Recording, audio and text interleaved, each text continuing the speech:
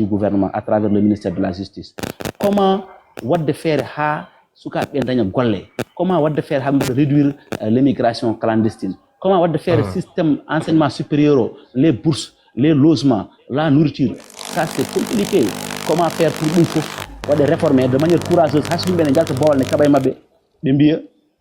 ko ni min cuusiri ko ni waɗirte. Après kala koɓe dañi hen ɓe ƴetta. Le sérieux c'est dans la gestion, c'est-à-dire que koɓe tawi ɗo koɓe mbi ko yimɓe ƴettama ga comme no mbiton port ɓurti, mais qu'ils arrêtent ça, c'est ça être sérieux. Si tu considères que wonko ɓurti ɗo mais onon mbaɗe port, c'est vrai que won ittaɓe ɗon parce que contrat ji mabɓe gasi, mais il y a des abus. Moi j'ai été saisi par des gens qui sont au port taw ko joguiɓe des contrats en complément d'effectif. Les contrats en complément d'effectif en droit c'est quoi? C'est-à-dire que c'est des situations où liggéeyo ɓeydima jafɗon kama mbiɗa haal français seeɗa, liggéeyo so ɓeydima walla taw wonmo sellani dañƴo congé en ɗiɗon, au lieu de recruter ƴetta un contrat en fait un employé taw koye contrat en complément d'effectif qui complète ton effectif pour faire face à cette situation exceptionnelle. Donc ɗum ko des situations dérogatoires ɗi ganduɗa wona puɗɗi wonde permanent. Mais ƴeewa port joni tawa neɗɗo ina woni toon duuɓi 5 taw ko contrat complément d'effectif, ɗum ko abi, c'est pas normal. On a riwdemo parce que un contrat du travail taw tan kay wona contrat à durée déterminée, quelle soit sa nature, ne peut pas avoir comme objet de pourvoir un emploi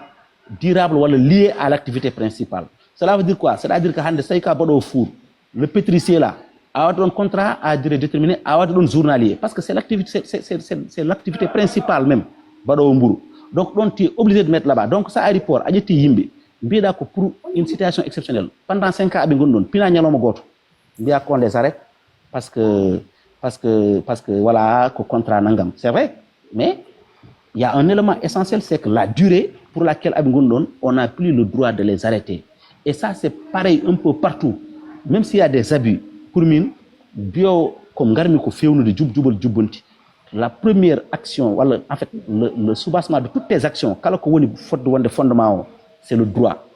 Est-ce que je respecte le droit ou non? Est-ce que ko mbaɗmi ko ina wone lawol walla wonani lawol? Dès lors ko wonani lawol, hayso fewani a foti ƴewde peeje no pewntirɗa ɗum, mais wona wiide mbeɗa yeeya doole. Sa yeeyi doole a natti wonde et droit. Bon, voilà ce qu'on est en train de vivre, et c'est malheureux parce que min jeyani ko hollit jango maɗum sens. Mais bon, c'est des trucs voilà, qu'on va gérer comme ça en attendant, espérant que aussi yimɓe pam, parce que l'intérêt de parler aussi, c'est de permettre aux gens de prendre conscience que gonɗen to moƴƴani. Voilà. Merci Moussa. Sile Niang bismillah. Nokke Sile Niang Kongol. Oɗo Sile kadi ko neɗɗo politicien. Machallah Abdou Salam Ba Diallo leñol a salminama wiya bismillah lamtoro. Ono fon calminama. Sile Niang bismillah sa jogui namdal. Aɗa wawi posé mo mbadda makko en face. Ceerno Moussa vraiment min beltanimama kadi ça fait plaisir ko min jiima. Sile bismillah. Ala an wuuri an jeegal e kesoma ma kesoma mar après mami artema wuuri mami artema ko Sile Niang après gartena jalal woni borom ala non mbiɗa namdal magal manda mbiɗa namdal Sile bismillah Sile bismillah live ma walla live parisien ala ɗum ala bugari live parisien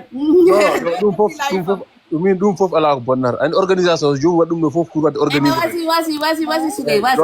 goto yo waɗ namdal gotal tan so namnimi gayni goɗɗo kadi namno fo jiɗ namnade min mi juutta kadi honorable aussi min calminima min calmini dendagal wonɓe ɗo fof kadi mi salmini mon frère Diallo leñol mi salmini mbaɗ organisé o ceɗɗo Amadou Ba weltanama. Donc min kam ko salminde kadi weltanadema won hewɓe kaldi ɗo peut être émotion pulago ngu a haali hon pulaar, mais min le plus important pour min kaala ko nanate yimɓe nana ko kalta o, par ce que toon ko waɗi important ko hujjaji fuutankoɓe walla wonɓe élirɓe nane ɗum ko waɗi important. Suuɗi kala chinois suuɗi kala anglais, en tout cas à partir du moment eɓe nana ko kalta ko te mbaɗo traduire pulaar ha wolof o ene wawi wooda ko juumi hen, saɗa wawi haalde ni wolof walla français walla anglais haɓe nana haalngal ɗon ɗemgal yimɓeɓe keɗoma, par ce que toon kadi wona concours ɗemɗe woni toon, wona concours ɗemɗe ko concours addu hujjaji leñol ngol walla addu hujjaji yimɓe ganduɗa parfaitement raison. Ça c'est très important, yimɓe mbatta hen base nadde émotion ngaji ɗi. E so diwiɗoma haalnani haala cuusal Pastef ene wonde wadde sérieux, cuusal kam mboɗo andi cuus kono sérieux woni kono mbaɗani. mbaɗani sérieux par ce que non wona cuusal hare je parle de cuusal wadde des réformes hande sa naate won domaine aji aɗa foti wadde des réformes mais c'est très sensible sa memi tan yimɓe dillat e mbaɗa reculade cuusal ngal ɗon wona cuusal bedda aɗa cuusal opposition e cuusal laamu wona gotum opposant ko ƴattoje e haare cuusal hande sa ari a wi par exemple déguerpir les marchands ambulants janngo ngara mbiya nde ministre watta ɗum nde mi tinani ɓawa janngo ngara mbiya jakarta man la ko batta ko wona lawol janngo ngara mbiya wona min wino ɓawa janngo ngara mbiya yeɓe fuguijaɓe ko dartinte ɓawa janngo ngara mbiya wona dénaturé mes propos wona ɗum mbinomi ngara binda e kayit ma les 8 pôles mbiya pôle nangam mi namdoma assemblée mbiya non wona pôle min cuwata innirde ɗum woni manque de courage mo mbiyatmi o alors que ɗe parani ni kamɓe honorable eyyi voilà sa ari e secteur aji foof won réforme aji poɗɗi waɗede ɗum ko lamɓe foof nde kuuli ɗum par ce que sa mimi tan dillat mais minen min cikkuno ko kamɓe noɓe kaaliri ni e koɓe kaali ko foof ils auront le courage d'aller jusqu'au bout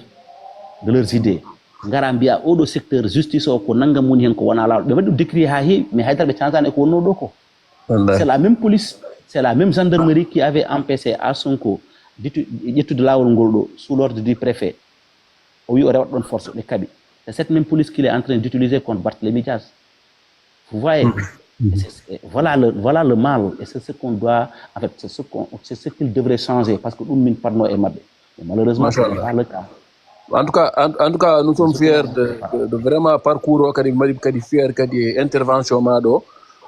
kono e haalama aussi mi nani e haala heɓe mbaɗi ganduɗa forcing par ce que normalement ce budget ne waɗe élaboré mi sikku foti adde assemblée nationale waɗe voté eyyi min namdade an vote on ɗon mi sikku kamɓe ils sont 135 députés opposition ko 30 députés an jogui ɗen mi sikku quoi donc quel poids serait vraiment opposition so tawi ɓe gaddin toon loi ji yo voté peut-être ce serait juste d'une manière formelle mais en réalité ɗe gandem 135 personnes comme bilan ɗum ɗon ko watteno voté bo joni deuxième question aussi holko waɗi saabi hande président Amadou Ba il était absent ganduɗa ko journée ganduɗa baɗɗo important journée mo ganduɗa emin padi depuis 9 mois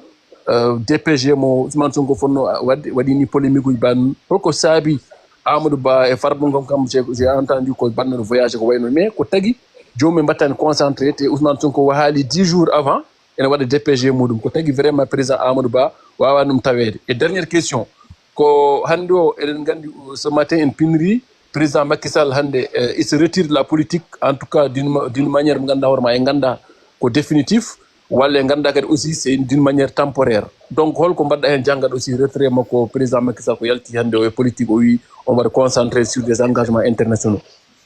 on calminama mo juurama. D'abord pour le budget aɗa andi comme pour tout ce qu'ils peuvent amener à l'Assemblée que ce soit loi budget autre so jiiɗi ɓen tan ɓennat parce que mi jogui majorité mais l'intérêt de faire un débat c'est que yimɓeɓe kaalat yimɓeɓe kaali Sénégal ne ɓe nana ganda l'intérêt de faire un débat c'est que onon hettotoɓeɓe gandon yimɓe wonɓe toon ɓe holko ɓe gone namdade ɓe c'est de faire sortir les irrégularités les manquements aɗa andi min mbawa hadde budget o waɗede voté mais somin gari min mbi on ɓeydi budget présidence ko naggam tawɗon on batti hen naggam hol dalil oɗon ɓeyda hay so ɓe jabaki ma Sénégal naɓe paam ndeke ɓeɗo ko mbiyatno ko usta koko ɓeyda somin mbiɓe pourquoi on guitti programme naggam fonnoɗo fewnude lawol naggam ma Sénégal naɓe gandu hay so ɗum jogorani waɗede ndeke kaaril programme ko itta ɗum ga waɗa donc le fait d'éviter le débat c'est d'éviter que yimɓeɓe mbaɗa poser les bonnes questions et que les Sénégalais ganda exactement holko woni hen ko wona lawol parce que aɓe gandi kamɓe jogui majorité donc cela veut dire que ça va passer et on avait le temps donc si on a le temps pourquoi ɓe cali yo wat débat donc firti ko débat o ko yaltinta ko ɗum woni koɓe calino ko e ɗum ɗon c'était pour éviter yimɓe kala ko woni hen manquement kala hen ko fewani mais ɓe ganduno soɓe gaddi ɓe nat mais maminenne mamin kal nden par ce que amin jogui temps de parole et droit à la parole nden mamin kal kala ko min jiiɗi haalde maintenant ko fayti ko e Amadou Ba arani bon min kaldi avant téléphone mais ɗum ɗo mi kala mais à sa décharge il n'était pas à Dakar depuis un certain temps, pour des raisons aussi que je ne veux pas évoquer. Mais moi, certainement démon, Haaland démon, pourquoi il n'était pas là. Je sais qu'il n'était pas à Dakar. Peut-être que nous avons une raison principale aussi. Voilà, mais comme à vrai dire, moi, je vais développer pour quoi. Maintenant, pour Macky Sall aussi, j'ai vu, comme tous les Sénégalais, qu'il a écrit une lettre pour dire qu'il s'est retiré de la politique. C'est tant mieux pour Mine, c'est tant mieux parce que mimɓe jaggi Macky Sall to yarat ɗo ko liggini e leydi ndi e ko waɗi ko ɗo ko Allah hokkimo ko e teddungal fof véritablement artude ne waɗa candidat député en ɗiɗon arnanne e détail en kon ɗo à la sens quoi hande o liggima omo jogui yimɓe ɓe o liggudi tiɗɓe wawɓe anduɓe ko ɓen potno ngemɓe gila adan sa d'ailleurs avant hande sinno ko sagam ndaro darde pour heftude ko appareil mo jogino mais aussi pour jokkidde golle ɗe fuɗɗinoɗe mais so tawi wonti kanko hoore makko arata omo junnitoto hen c'est pas bien min miɗanama ɗum pour plusieurs raisons et c'est mieux encore so tawi o woppi ko alhamdulillah wiyete parce que wonko wawi nafde aduna o e leydi ndi fof tawana artude ina waɗa politique il doit être au-dessus de tout ça ko Allah teddinimo donc natude ɗeɗo détail ko addande hoore makko yaware e gueɗe cofɗe kadi Allah so teddinima andat par ce que Macky Sall depuis 2001 Allah ne waɗimo e laamu ha 2024 nde o yaltat nde kala hen to ƴetti so wona ko ɓeydi ala ko ussi donc so Allah rokkima ngal teddungal Allah mawninirima noon a ɓurani yimɓe wona e gandal wona e fof andat Allah teddinima so Allah teddinima nak annene a ruttat teddungal woni ruttude teddungal joɗade ha ganda minne won rewɓe caggalam won dariɓe saram mi walla ɓe mi fewna ɓe kamɓene ɓe ngara ɓe lomto mais bon malheureusement ɗum ɗon fof fonno wonde c'est pas un débat mi yiɗa nadde hen fonno wonde ko bien avant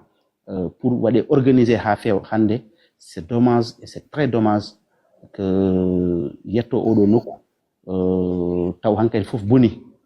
c'est-à-dire que la chance qu'on avait pour reconstituer toute sa famille politique pour heɓito ko jogino ko fof dañen des sens pour reconquérir le pouvoir taw ko no ɓuuri yawirde ɗum ɗon fof boni parce que hande division o waɗi c'est profond ce sera très difficile de réconcilier d'ailleurs kanko piko hol gardotoɗo c'est ça la grande question même d'ailleurs firti koko jogori bonde te y a des divergences ɗi ganduɗa tolnima nokku ce sera difficile won hen garta tawta woni yimɓe alors que tout ça on pouvait l'éviter pour l'intérêt de la nation mais pour l'intérêt du parti mais pour tout ce qu'il a fait pour ce pays il a travaillé ce pays o waɗi ɗo ko ganduɗa tan hay goto ɓe sikkani taw e oɗo saaha mo gonɗen mbawɗo wadde ko foti noon il était le meilleur maintenant il fallait gérer son héritage et ça c'était bien avant c'est malheureux je ne suis pas en train de le juger j'aime pas même ce débat parce que moi je l'aime bien mais c'est malheureux bon s'il a décidé le seul dommage c'est que comment on va gérer son héritage parce que tolnima to ganduɗa c'est très très compliqué pour ɗum régler et c'était pas notre souhait en tout cas nous tous parce qu'on a bien travaillé avec lui eɗen jinno kadi ɗum continue te kadi wona nafoore men enen fof je pense que j'ai répondu à vos questions a jarama kay mi hokkat min mi jogui hen namdal gotal woori borom jippo on jarama merci mi jogui ɗon namdal daɓɓel ko adi fof kam an sar min jetta Allah min jettuma raɓɓidde bonnani gorko hamin jetta Allah min jettuma hamin jetta Abdou Mbow hamin jetta Asatal Sall hamin jetta kadi Abdou Karim Sall hamin ñaagui Allah yalla wallu min hono ma en dañi ha wayno leydi onon goni duhunoɓe Fouta onon goni daraniɓe Fouta ay politique woto won naafigi yo haal gonga yo haal kadi yende mum yo haal kadi ko addi ɗum ko kalɗa ɗo ko kala sénégalais haal pular joom haqqille nani ko kalɗa ɗo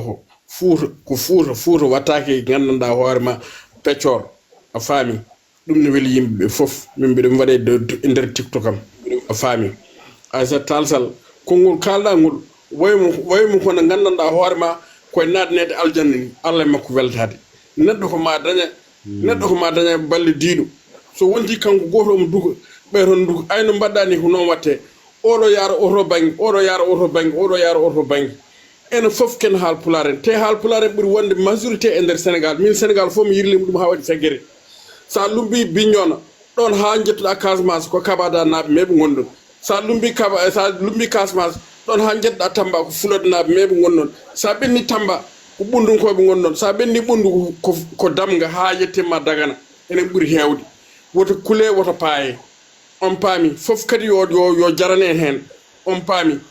et puis kala ndoɓe mbaɗi ɗum ɗo phosphate ndennori o kon darnon ɗum on paami wona tan ngaalu yimɓe ne itte phosphate o joni ko dañete ɗon ko faade hande hay goto anda ɗo woni par ce que Daoud minen min nani Daoud Diaw ko député holko min anda fof ko Daoud Diaw waɗa toon par ce que neɗɗo wawa haalde anda ko haalata c'est pas l'appel aɗa waɗa député on paami ɗo wino Boukary andu kalɗa Boukary a jarama Abdoukarim Sall yi bangi muɗum Allah waɗi ɗum woni ɗum ɗo so Abdoukarim Sall yahan damga hersa on paami tinnuɗen darde min beltinimon ok ndokken Abdou Salam Ba bisimilla ndokken Diallo leñol Boukary a jarama Abdou Salam Ba bisimilla ba min calmini on min juurima on fewi min calmini honorable député kadi vraiment ko rewde ɗo wadde mo félicité tan jarnudemo e weltanademo ko suuɗi e ko feeñi bon mi juulani fuɗi waɗi après jafnano ɗon kam non so gayni gono dow haali après normalement ça va bon non futur ɓenni ha pari kay joni on jafnonto kam tan on wawi yaade juuɗe futuro haali gon so yiɗi sinon min mbeɗa wawi toñat mon tan futur noddinama ha pari kay ok rek après mi yoɓa ok inchallah donc ko min kaɓani rek par ce que gaɗama ha pari kadi ok ko noon kay par ce que min gonnomi